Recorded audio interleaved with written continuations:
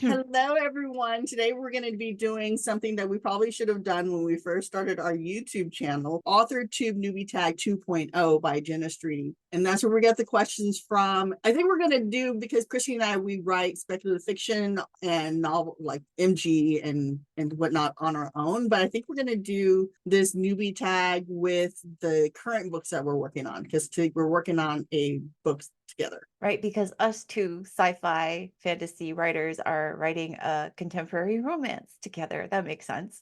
Yes, because that's what you do. we came up with that brilliant idea because why did we come up with that brilliant idea? Because we were on Google Hangouts and we decided to have fun. It was one of those, what we should do? And neither one of us stopped us at any point, so we just got ahead. But we decided to do something that was the complete opposite of anything that we would ever do. Yes. Neither one of us had contemporary romance. Oh, I don't even read contemporary, so yeah. Well, no, that's not true. I read some contemporary, but anyway. But it's like, if it's your first choice, would it be contemporary romance? No.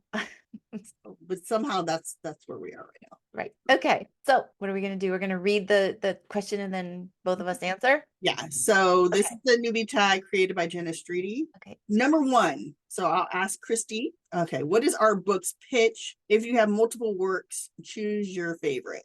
Okay. I'm going to go with our first book, which is it's a beachy contemporary romance based on so I guess the log line or the book's pitch is when a gamer meets up with a fisherman, what happens?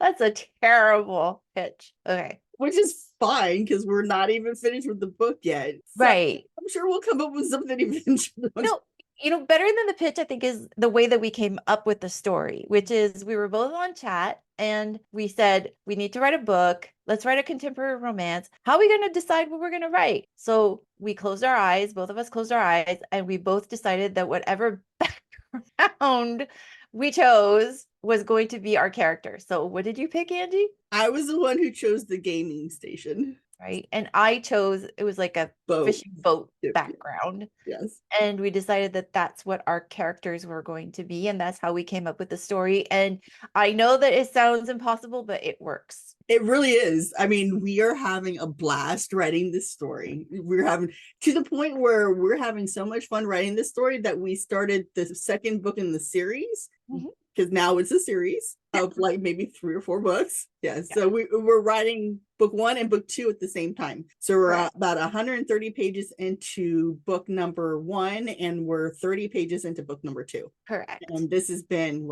2 months now? Yeah.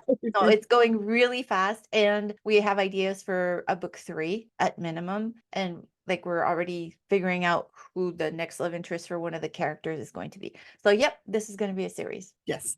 And it's so much fun. We were having, I think because we hadn't written for so long. So because we had been doing the podcast, we had been so wrapped up in editing and learning how to edit and all this stuff that we hadn't focused on our writing at all. We were interviewing authors and getting tips on how to write, and getting all these fabulous tips. Absolutely. On the writing and publishing process, except we hadn't been writing for over a year, because this is we've been doing this for 2 years now, actually.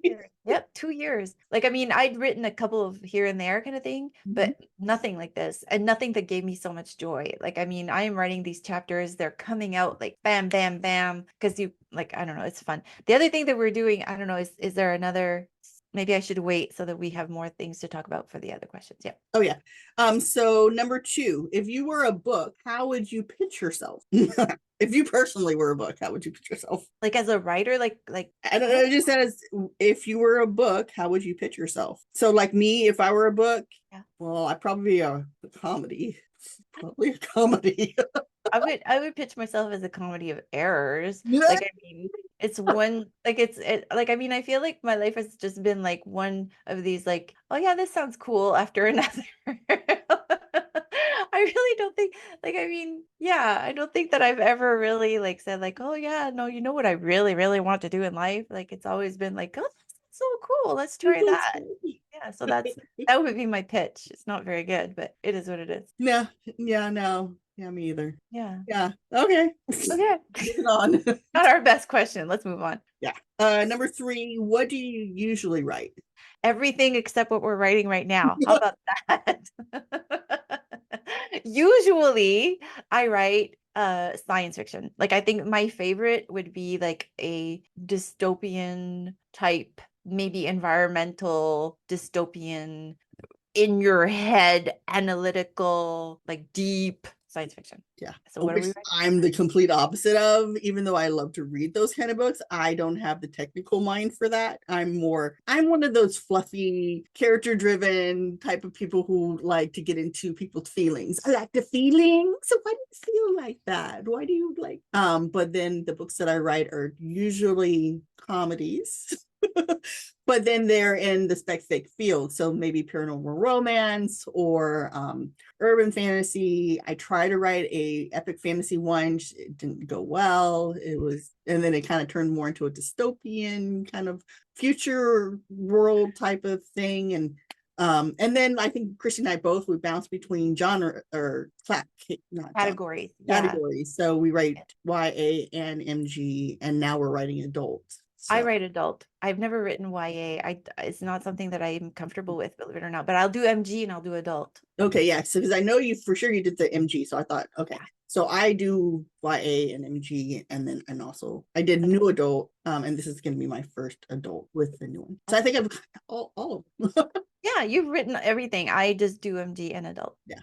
Let me see. So number 4, what is something you'll never write? Contemporary romance? No, I'm just like, I mean, if you'd asked me that 2 months ago, that's what I would have answered. Oh, that's what I would do. Right? But I think that erotica, I would not feel comfortable writing that. Mm-mm. Like I just wrote a kissing scene for our romance and it took me 2 days and I felt completely out of energy at the end because of the paragraph that I wrote. So I don't even know how long it would take me.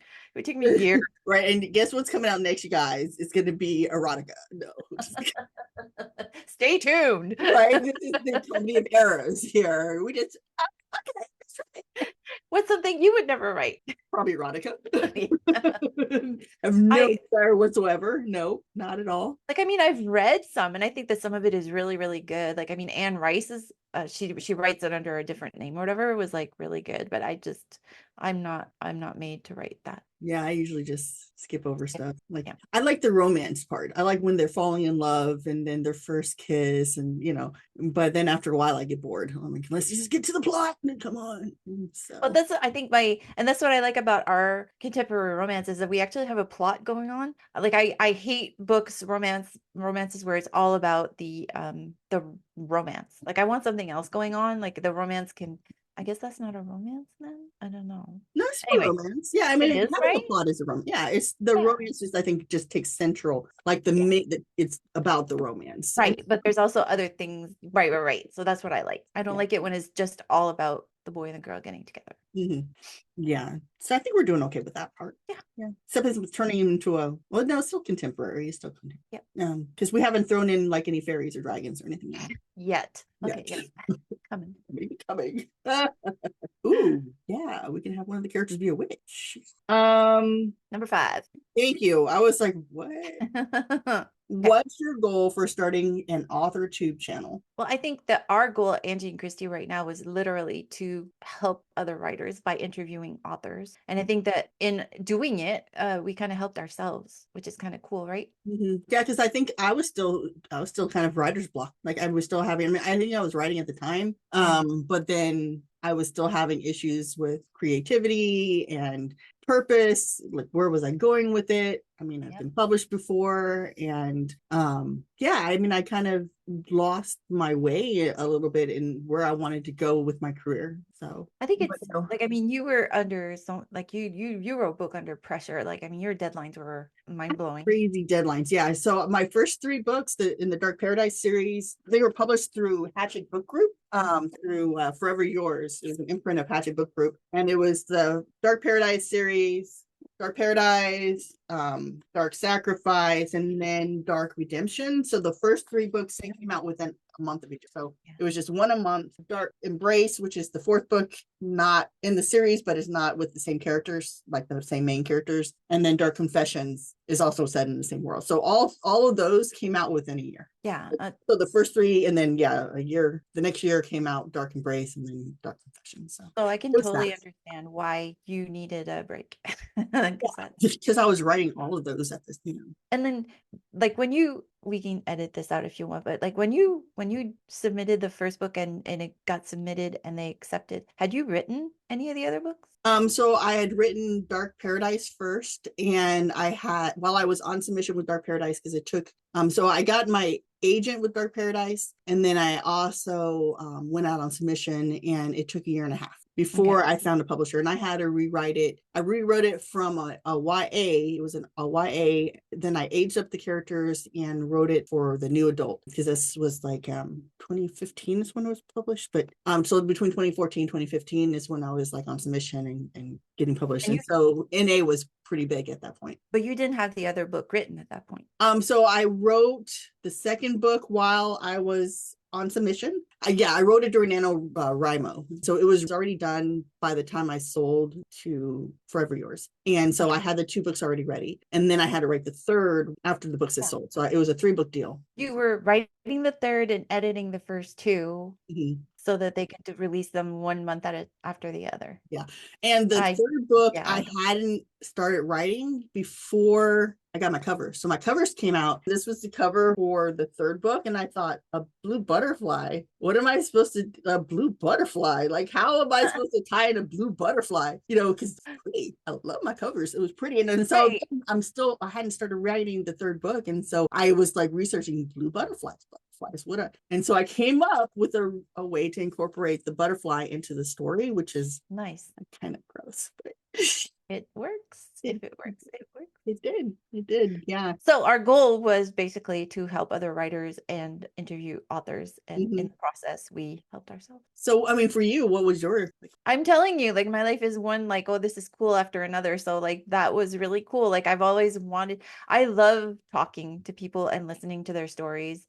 And I think that interviewing authors is awesome. And I still, like, every single time that we interview an author, I am still thrilled to interview them. Like, I think there's something so cool about listening to people telling you how they write and their process and everything. And what I find even more amazing is that I don't think we've ever interviewed an author and said like, oh yeah, we've heard that before. No. Like, I mean, that's never the same. Never, ever, never. And we've interviewed so many authors and it's never the same. So anybody who tells you this is how you have to write, do it your own way. Yeah, definitely don't listen to them. Yeah. Oh my God. What about your goal? My goal is the same as yours. I think it is. Yeah. I mean, pretty much, I think we went into it with the same goals in mind, as far as like what we wanted to do, how we wanted to help people, what we wanted to give back to the writing community. Okay, Angie, you answer this one. Number 6, what made you want to start writing? Oh, what made me want to start writing? I've always been a writer. Like, I've always read books. Like my parents both had a huge library of books, and so I just remember reading like V.C. Andrews when I was like maybe 9 years old. It shouldn't be, but it's okay.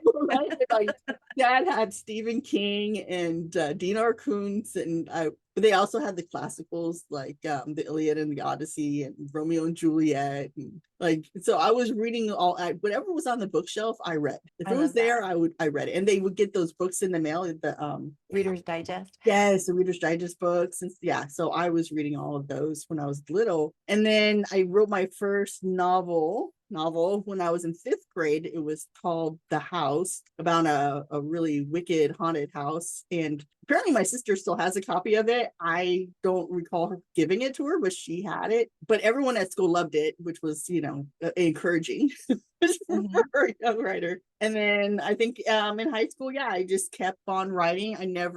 I tried to get published when I was in my 20s, but that was pre-computers, and you had to send it out. I got a request. Like, nice. I sent out, it was romance. I was writing romance then, like historical romances. Oh. Where the guy flexed his muscles and ate the food. and bodice rippers and stuff like that when I was in like the teens, and yeah.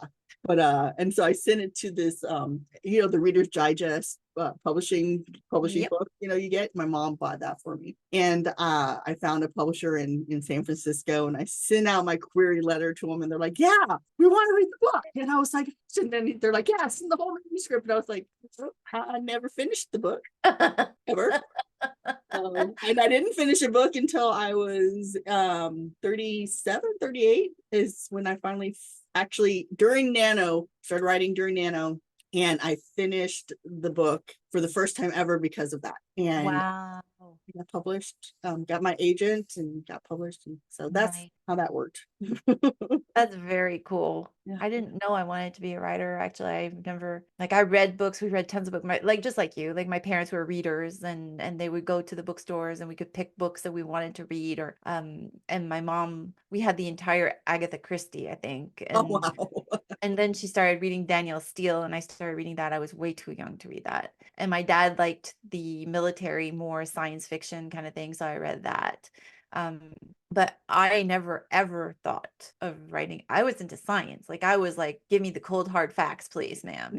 Like, so I went to school and I had to take writing lessons. And every time that I took writing courses, my teachers would say like, oh my God, you're such a good writer, blah, blah, blah, blah, blah. And I'd get great grades, but it was really easy for me. So I didn't like, whatever. And then finally I had kids and they went to school, and I was a stay-at-home mom, and I had some time. And all of a sudden I'm like, you know what I should do? Because I was trying to find a book. And like when you're trying to find that one book that you feel like reading, and you're looking on the internet and it's just not there. It's not there. There's no books like that. And I'm like, huh. And then the famous Maya Angelou, if you can't find the book that you want to No, read. Toni Morrison. Toni Morrison. Yes, if you can't find the book that you want to read, you should write it. We've had two authors in the last couple that mentioned that, right? Exactly. That's right. And I happened upon that too. And I was like, well, if all these other people are doing it, like, I mean, what's the worst? It was a horrible book, but I think that we've all been there, right? But like, I mean, this was in my, like, when I started, I was like in my early 40s before I realized that like I could do this. And so, yeah, it's been fun. I loved it. And then when I started writing, all the characters started talking to me, and then they were living in my head, knocking on the door, going like, please write me next, me next. So it's interesting that you evolved to that point, to the point where you're like wanting to be a writer, and now is such an important part of your life. Oh, I don't know how I didn't write before now. You know what I mean? Like, it's so, yeah. Awesome. I think once you get the bug, you've got the bug. It's like once you're there, you're in it a lot of times, especially if you enjoy it, and then it just becomes part of what you just love to do. I don't know how you don't write one of those like great chapters and not want to continue on. I know, it's so hard. Yeah. All right. So number 7, what is your publishing past? Oh, so for me, so for my original books, those were traditionally published. As far as our books now, I'm cool with whatever. Like, I think we're probably gonna try to query them and see if we can get agent for them and get them traditionally published. And if not, then we're gonna self-publish. So I guess like we're not decided yet. Yeah, I think it just depends on what happens. Like, the future is all up in the air. That's correct.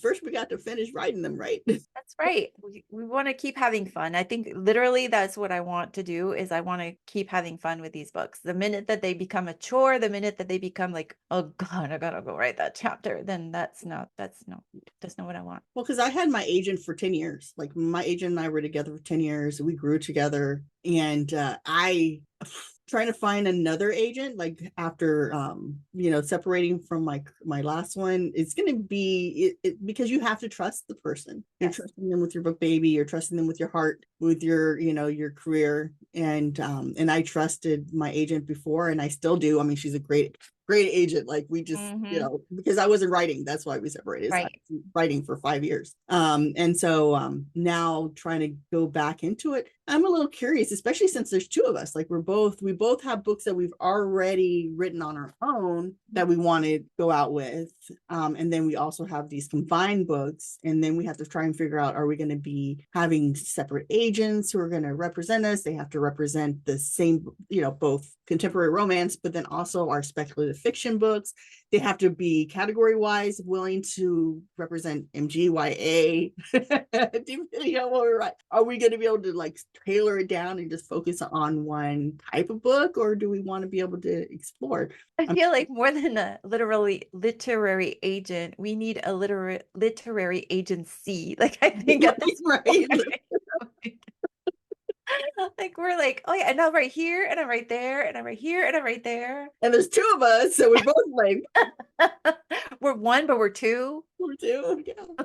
So yeah, I think it's gonna be whatever. And because we've been interviewing all these authors and we're like, they have these great agents and they're like telling us about their great agents, and we're like, yes, I like this person, and then I like this person, and I like this agent, and this agent is cool, and like the whole LARC group, they're fabulous, so we have a lot of dream agencies now. I think like you can't choose just one. So I think one of the things that people have been saying when they come on, a lot of the authors, is that you find someone, the more of your personality. I think Mindy Carlson was saying that the more of your personality that you put into your query letter, the better fit you're going to have.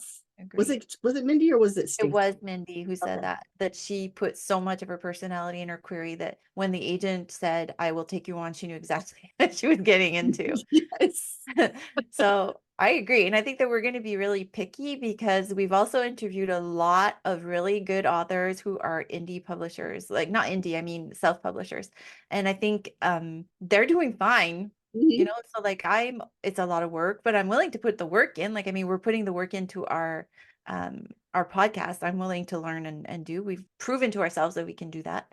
So we're going to be really picky about the agent that we get, I'm thinking. So if it doesn't work out, it doesn't work out. I'm okay. I think that's where we are with our career right now, because we're both at this stage of our lives where we're not raising children anymore. We're not, this isn't going to break us if we don't publish. Like, we have our careers, which are outside of writing. And so writing for us is now something that we can do for the pure joy of writing without the expectation of having to publish. So that's right. It's for us now. Yeah. So where before it would have been different, like for someone who's in their 20s and 30s and are trying to raise a family, it's a little bit, the stakes are higher, I think. Then I agree. No, this is totally different, but and I'm at that age where I want to be picky. I don't want something just for the heck of having something anymore. I want it to be the right fit. So that's and I think, you saying that too, I think even if you are a newbie author, that is something that you should also look into, because like I said, I had my agent for 10 years. That is a long time to be with someone, and I adored her to pieces. Like, I love her. And that's what you want when you find an agent, is you want someone who's going to know you, know your work, and just adore you. And so listen to our author podcast, because they talk about their agents that way too. So that's what you should be looking for. Yes, definitely. So number 8, what content do you bring to the Authortube table? Well, we'd like to do author interviews. I guess I mean, that's one of the things that I think Authortube, from what I've seen, is that it's all about helping other authors. And that is the whole purpose of our YouTube channel, is to help other authors on the journey of publishing and writing, and just finding like the tips that you can use in order to help you with your career goals, whatever those may be, because I think a lot of people have different goals. So agree. And like, I mean, we help new authors, old authors, but we also help the authors that are writing. Like, I love writers, so I'm going to help them promote their books.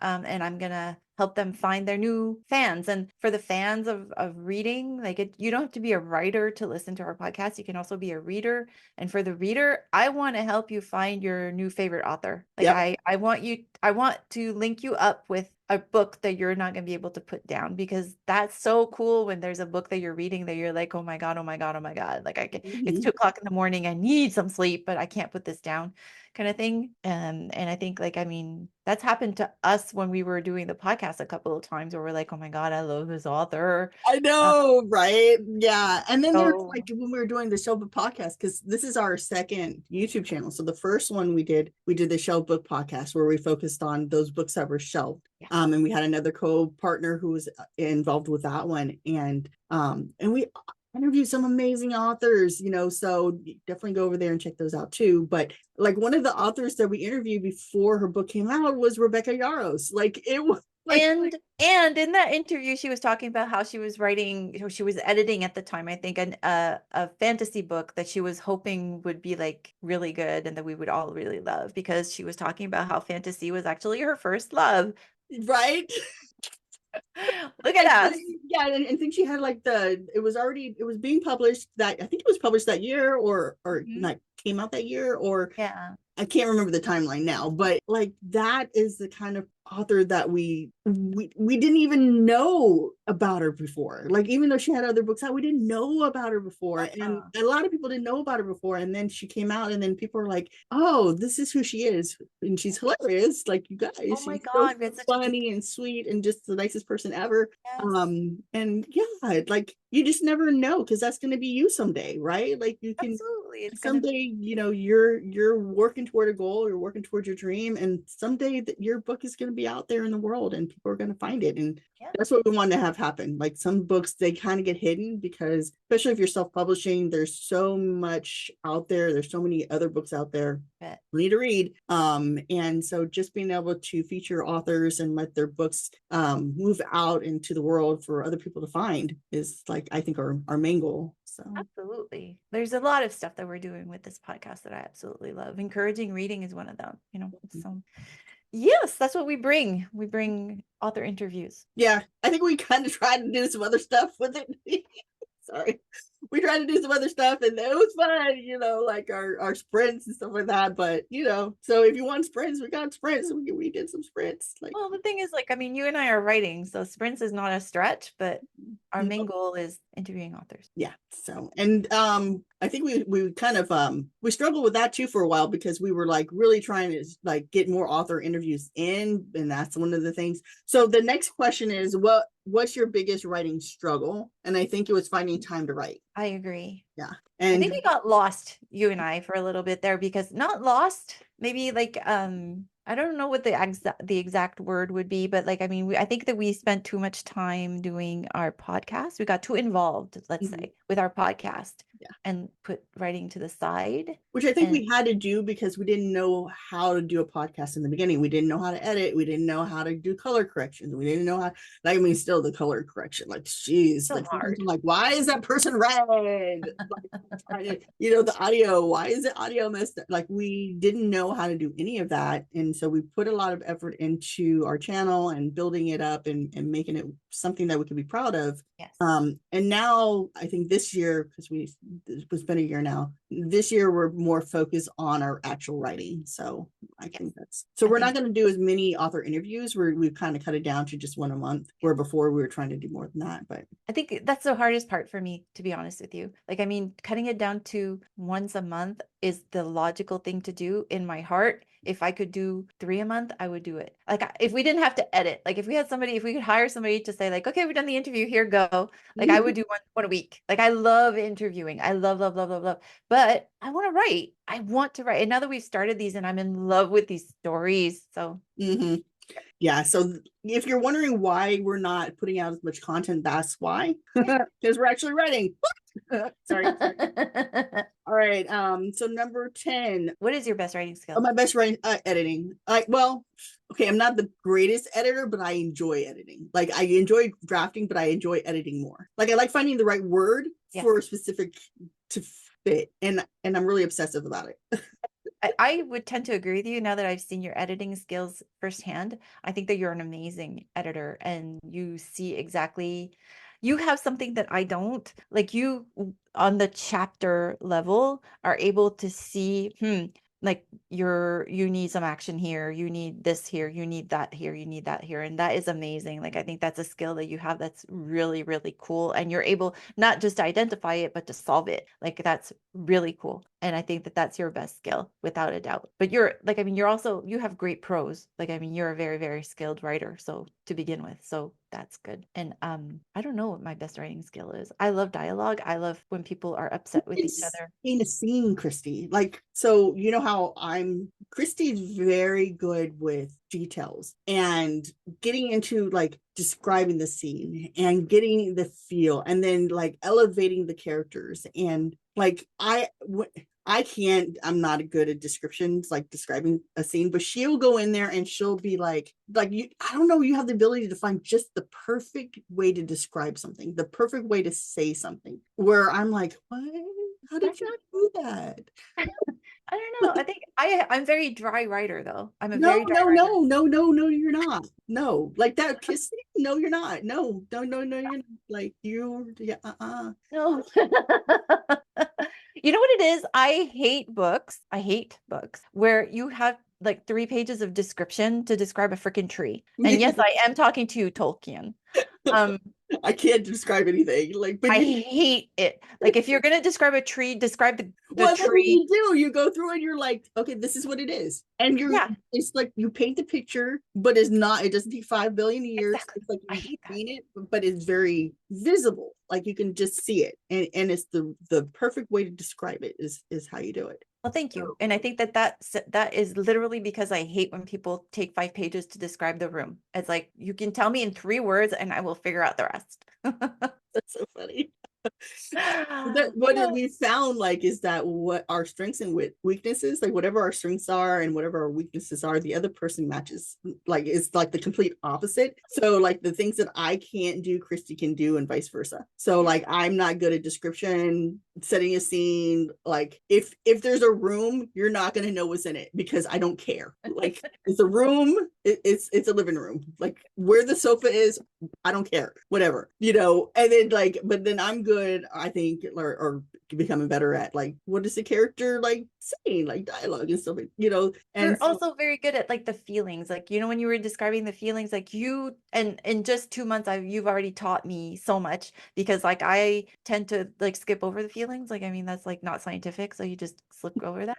But you are so good at like within dialogue, letting people know what that character is feeling, why they're saying that, what's going on in their minds and everything. And I think that's like something that I've learned from you. You're really good at that. And you're good at getting it to the nitty gritty, like where I will go on about, I love you and blah, blah, blah, blah, blah. And Chris is like, nope. You just need one sentence for that. Like, so it works. It works. It's perfect. Okay. All right, we're almost done. So number 11, if you've been on YouTube for a while, what's your best Authortube tip? Well, mine would be beware of spending too much time on your Authortube, to be honest with you. Like, I think if you're a writer, because if obviously it's Authortube, so you most probably are a writer, make sure that you spend some time writing. Like have a set time for this and a set time for writing too. That's what my advice would be. Yours? I think mine was pretty much the same thing. It's like, just prioritize both. Like, I mean, you can't, like, whatever your goal is for doing the Authortube channel in the first place, if you're wanting to be a writer, then you definitely have to keep writing. And visiting other people's channels and seeing what works for them, and meeting. I think that's one of the things we didn't realize, because when we first started, we didn't really get to go out and socialize with everyone else, and that's what you need to do. Like, other authors are out there, and it's one of those isolating professions, and there's a whole community of people that I'm really having fun starting to meet. Like, I'm like starting to visit other people's channels and like who they are. And that's how I found out about this whole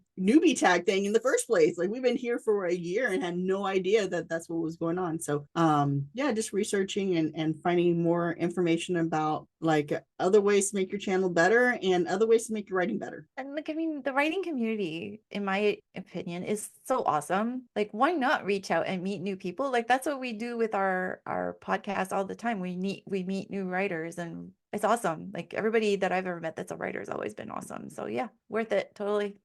Number 13, are you looking for any new channels to follow, beta, CPs, or other types of writer buddies? If so, tell us who you're looking for and connect with them in the comments. I think we're totally looking for new channels to follow, new like I don't necessarily need a writing buddy. You're very good for me. But I think that I'm always open to hearing how other authors write, tips that they have, like yeah. New people to interview. Yo.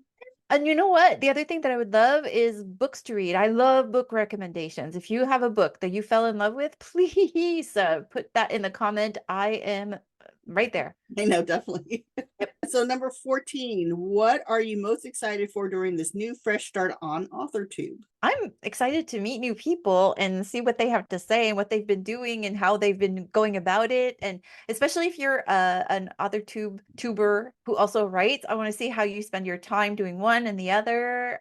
Yeah. I think one of the things because I started bouncing around and looking at the newbie channels, newbie tags on their people's channels, is some of the authors are so young and new to it, and they're still like have that glow about them where they're just like so excited, and it's like, oh my gosh, and just watching their videos gave me that same bubbly feeling of, oh my gosh, this is why you write, this is why you get into it, is that feeling of being able to share your work with other people and getting to inspire other people and being inspired by other people. That's one of the things that I'm looking the most forward to, is like, I think that's one of the things we found too, just by interviewing all these authors, is just that inspiration and that feeling. Oh, I agree with you.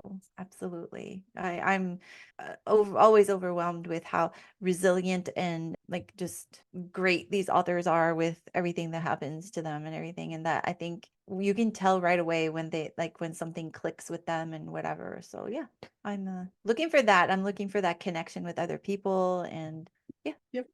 Well, I think that's it. We went through all 14 questions. All 14 questions. It was a lot of fun, Christy. It was a lot of fun. I love these. This is cool because we always interview other people. So interviewing ourselves is kind of fun too. Yeah, because who wants to talk about yourself? No.